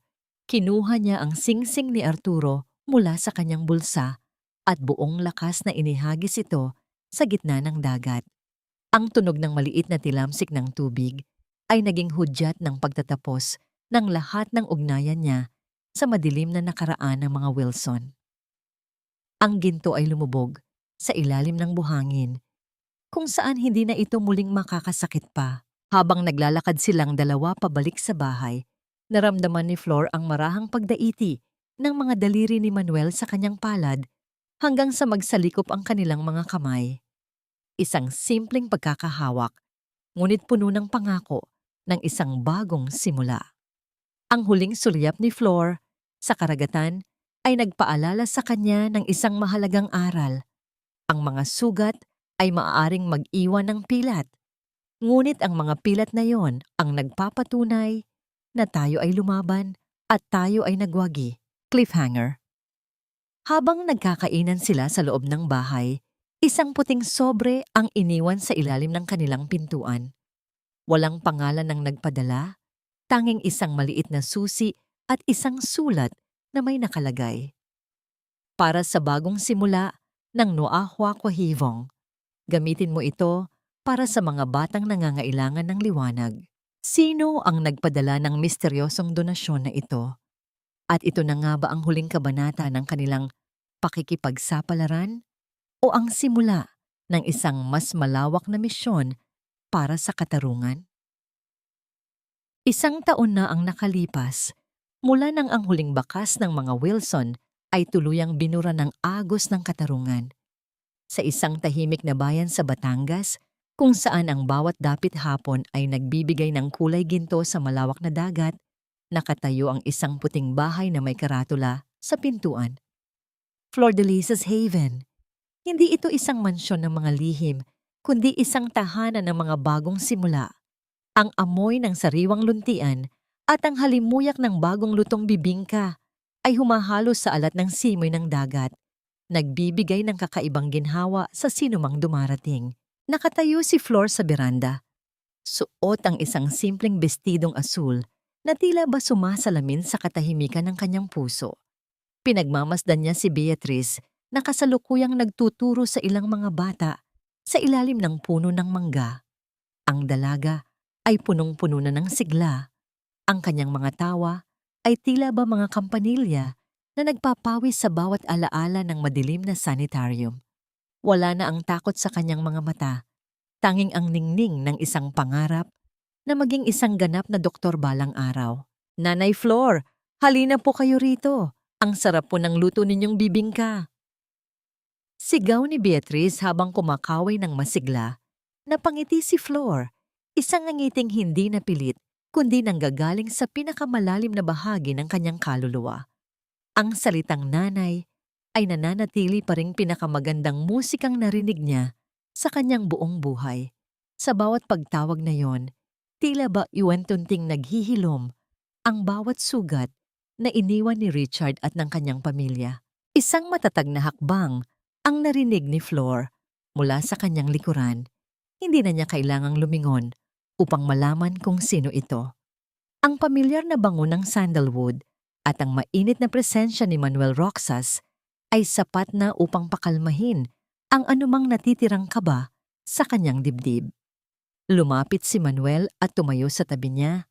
Ang kanilang mga balikat ay marahang nagdidikit habang pinagmamasdan ang payapang tanawin. Nakarating na ang balita mula sa Maynila. Mahinang wika ni Manuel, ang kanyang boses ay puno ng kapayapaan.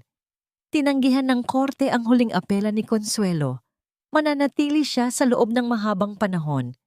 At ang mga ari-arian ng mga Wilson ay tuluyan ng nailipat sa fund para sa mga biktima ng kanilang mga pekeng kaso.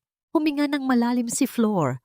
Ang balitang yon ay hindi na nagbigay sa kanya ng matinding kagalakan o puot, kundi isang simpleng pagtanggap. Sana ay makatagpo rin siya ng kapayapaan sa gitna ng kanyang pagsisisi, Manuel. Hindi ko man siya mapapatawad sa lahat ng ginawa niya sa amin. Pinili ko ng pakawalan ng galit na kumukulong sa puso ko. Dahil kung mananatili akong galit, magiging katulad lang din niya ako. Ito ang huling pagpasya ni Flor, ang pagpapatawad sa sarili at ang pagpapakawala sa nakaraan.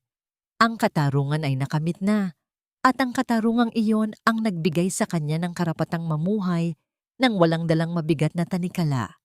Kinuha ni Manuel ang kamay ni Flor. Ang kanyang mga daliri ay marahang nagsalikop sa mga daliri ng babae. May isang bagong kaso akong hawak, Flor. Pero sa pagkakataong ito, hindi ito tungkol sa batas. Tungkol ito sa atin. Kung handa ka na bang sumubok muli? Tumingin si Flor sa mga mata ni Manuel. Nakita niya roon ang isang lalaking hindi lang naging tagapagtanggol, kundi naging katuwang sa bawat hakbang ng kanyang pagbangon. Ang pag-ibig na nararamdaman niya ngayon ay hindi na tulad ng apoy, na mabilis mag-alab at mabilis ding makasunog. Ito ay parang sikat ng araw sa umaga. Banayad, mainit, at nagbibigay ng buhay sa bawat bahagi ng kanyang pagkatao. Handa na ako, Manuel, bulong ni Flor. At sa isang munting kilos ng pagmamahal, isinandal niya ang kanyang ulo sa balikat ng lalaki. Ang araw ay dahan-dahang lumulubog sa abot tanaw, nag-iiwan ng isang mahabang landas ng liwanag sa ibabaw ng dagat. Sa gitna ng katahimikan ng Batangas, napagtanto ni Flor ang pinakamahalagang aral ng kanyang buhay. Ang tunay na dangal ay hindi matatagpuan sa isang makapangyarihang apelyido o sa dambuhalang mansyon. Ang tunay na dangal ay nasa lakas ng loob na manindigan para sa katotohanan at sa kakayahang magmahal muli pagkatapos ng isang matinding pagkakawasak. Ang Flor de Lisas Haven ay hindi lamang isang gusali. Ito ay simbolo ng isang babaeng dumanas ng impyerno, ngunit piniling magdala ng langit sa buhay ng iba. Habang naglalakad ang tatlo patungo sa hapagkainan, ang tunog ng kanilang tawanan ay dahan-dahang tinangay ng hangin.